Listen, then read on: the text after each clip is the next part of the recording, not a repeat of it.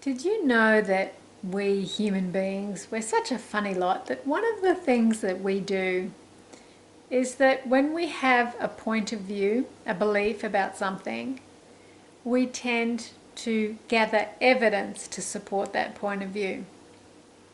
And when I say gather evidence, it's usually an unconscious behavior, and we look for things that reinforce what we believe. And by selectively choosing from all the possibilities of things that are out there, we pick and choose those ones that are convenient for us to support our point of view so that we can strengthen that point of view and feel good about it and be right about it and protect it and feel more confident in our world, in our life, in our way of being. And so because we've selectively chosen from all the options, and we usually have filtered out all these other possibilities, we can get very stuck. And that's where sometimes people have such a locked in point of view that they're not going to see any other possibilities. And so if this is a tendency that we have, what would it take to change that? What would it take for us to be more aware that that actually does happen, and to maybe do something that helps to counter that? And that would be, for example, if you're having a conversation with somebody, you have a very clear point of view that this is how it is, and they have a very clear point of view that is opposite yours. So how many times have you had conversations like that where it's just like head banging? It's like you're both just pushing your point of view. You're not really listening to another point of view. You're not open to another point of view.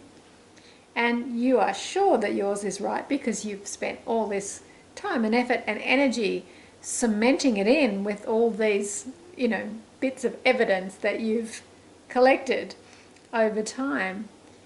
So what would it take for us when we know that is to say, okay, when I'm gathering evidence for a point of view, maybe I can just be a little bit more open to considering other evidence that is around, or other ways to look at this situation that might just give me a broader point of view.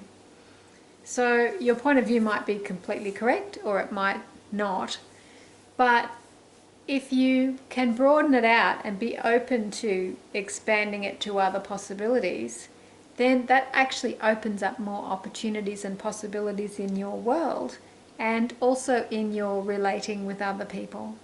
When you're having a conversation where you can actually still have your point of view, but maybe not so locked in, not so cemented in.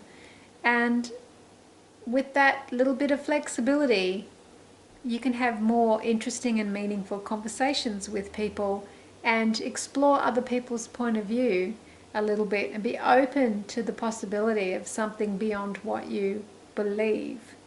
And it just enriches life, really busts bad vibes, and it's really worth the experiment and see what kind of different world shows up for you.